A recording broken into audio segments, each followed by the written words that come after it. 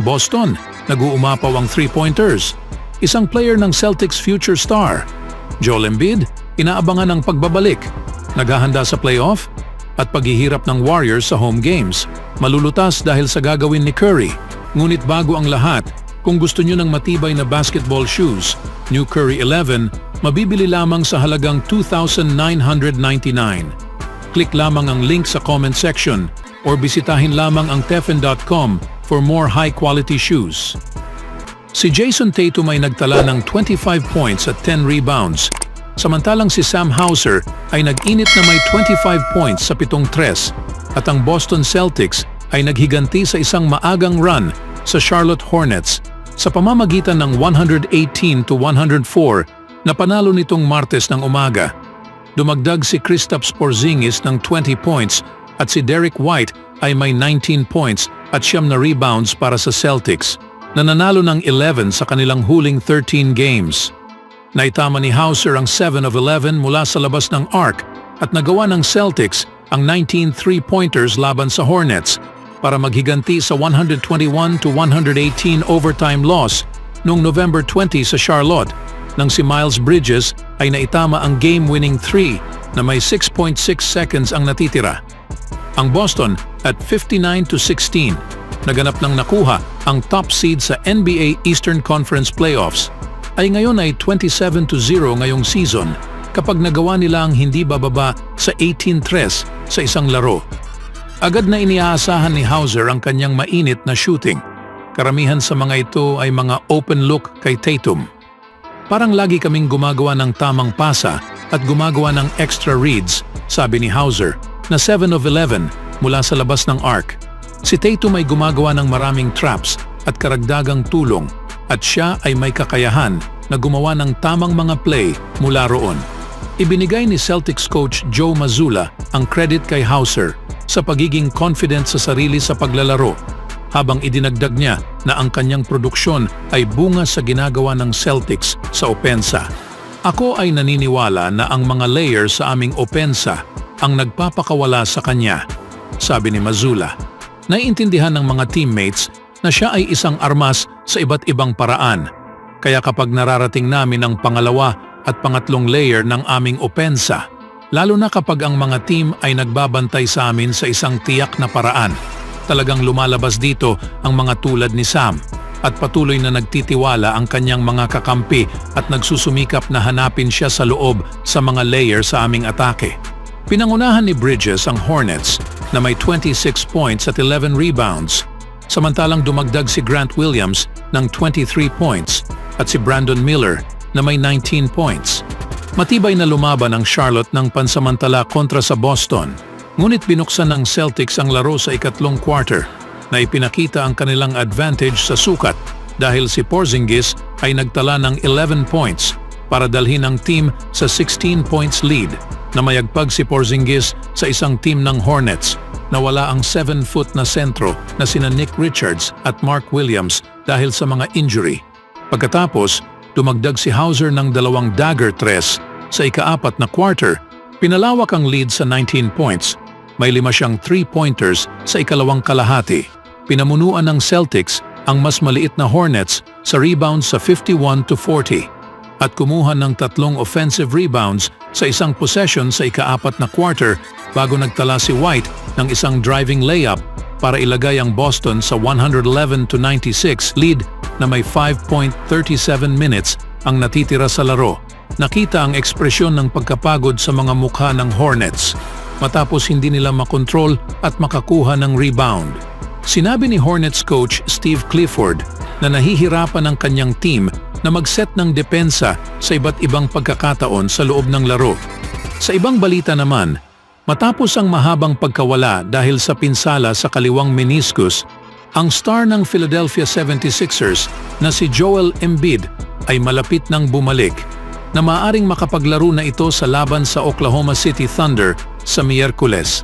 Ang mga pinagmumulan na malapit sa sitwasyon ay nagpapahiwatig na si Embiid na hindi naglaro mula January 30 ay masigasig na naghahanda para sa kanyang pagbabalik at ang kanyang kondisyon ay umabot na sa optimal na antas sa mga nakaraang araw.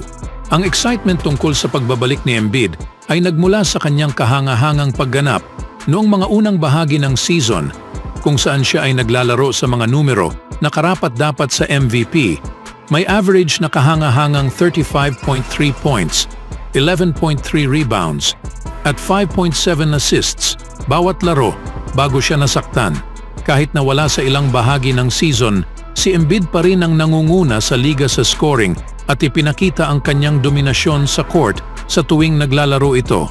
Ang Sixers, na kasalukuyang nasa ikawalong pwesto sa Eastern Conference na may record na 40-35, ay may pag-aabang sa pagbabalik ni Embiid habang hinahanda nila ang huling bahagi ng regular season.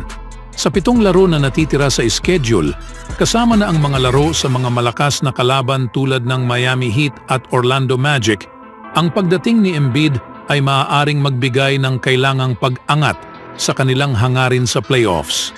Sa pagkawala ni Embiid ngayong season, ang Philadelphia 76ers ay nahihirapang mapanatili ang kanilang momentum na may nakababahalang record na 14-27 nang wala ang kanilang star sa court. Sa kabilang banda, kapag malusog at nasa lineup si Embiid, ang Sixers ay nagiging matagumpay, may impresibong record na 26-8 na nagpapakita sa kanyang di may iwasang papel sa success ng team. Gayunpaman, simula sa malungkot na pinsala ni Embiid noong January 30, ang Sixers ay nagsimulang hinarap ang mga mahirap na laban na may kahalintulad na 11-19 na record sa kanyang pagkawala. Ang pagbagsak na ito sa performance ay nagpapakita ng kahalagahan ni Embiid sa tagumpay ng team at nagpapalakas sa mga hamon na kanilang hinaharap nang wala ang kanyang mahalagang presensya sa court. Ang malapit na pagbabalik ni Embiid ay nagpapakita ng kasiyahan sa mga tagahanga ng Sixers at muling nag-udyok ng mga pag-asa sa malalim na playoffs. Ang kanyang natatanging kombinasyon sa kakayahan sa scoring, kakayahan sa rebounds, at presensya sa depensa ay ang pagkakaroon sa kanya ng napakalakas na puwersa sa court at mahalagang yaman para sa tagumpay ng Sixers.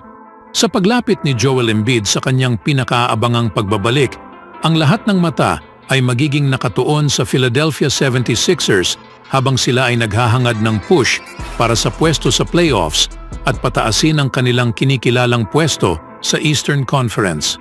Kasama ang kanilang star na may kakahangahangang husay, ang Sixers ay nakahanda na para magbigay ng malaking epekto sa playoffs at ipakita ang kanilang mga ambisyon sa kampyonato sa mundo ng basketball. Anong masasabi niyo mga kaibigan sa pagbabalik ni Joel Embiid? Sa sumunod na balita naman, ang Golden State Warriors ay mas nagtagumpay sa road kaysa sa kanilang tahanan ngayong season na nagdala ng pagtataka kay Stephen Curry na magtanong kung dapat silang gumawa ng ilang pagbabago sa kanilang routine. Sa isang panayam kay David Aldridge ng The Athletic, nagbiro si Curry na ang Warriors ay dapat manatili sa mga hotel bago ang kanilang mga laro sa bahay upang simulan ang isang road environment. Ang pagiging komportable sa hostile environments, ang pagiging komportable sa pagpapadala ng iyong depensa, at ang kakayahang umasa dito, anuman ang sitwasyon, ito ay lubos na magkaiba noong nakaraang taon, sabi ng star ng Warriors. Binibiro ko na kailangan naming manatili sa mga hotel sa San Francisco bago ang mga laro sa bahay at isipin na parang road games ang mga ito, sumakay sa bus. Ang Golden State ay may record na 18-19 sa Chase Center ngayong season at 22-15 sa biyahe, na may huling panalo nila noong Linggo ng gabi laban sa Spurs sa San Antonio. Ito ay isang malaking kaibahan mula sa nakaraang season kung saan nagtapos ang team na may 33-8 sa tahanan at 11-30 sa biyahe. Ito'y kakaiba, sabi ng Warriors head coach na si Steve Kerr. Isang taon na ang nakakalipas, ito'y lubos na magkaiba.